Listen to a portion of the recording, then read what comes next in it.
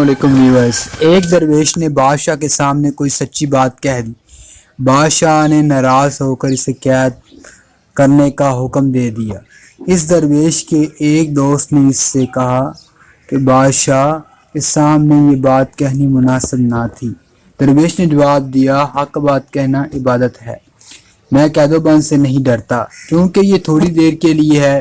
بادشاہ نے طنز سے ہنس کر کہا، اسے غلط فہمی ہوئی ہے، اب موت ہی اس کو قید خانے سے چھٹکارا دلائے گی۔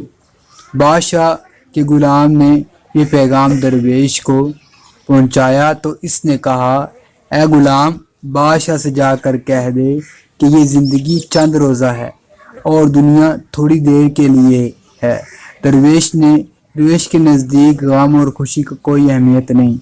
اگر تو میری دستگیری کرے تو خوش نہیں ہوں گا، اور اگر تو میرا سر قلم کر دے تو میرے دل میں غم نہ آئے گا۔ اگر آج تیرے پاس لشکر، خزانہ اور حکومت ہے اور اہل و عیال سے دور مصیبت میں مبتلا نہیں، کل جب ہم موت کے دروازے میں داخل ہوں گے تو ایک ہفتے میں دونوں برابر ہو جائیں گے۔ میں بھی کیڑوں کی غذا بن جاؤں گا اور تو بھی۔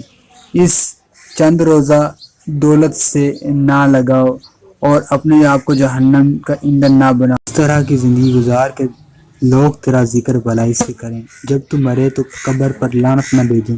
تیرا ماتم موت کا وقت میں شادی ہے، اگر تجھے بہتر خاتمہ میسر آئے۔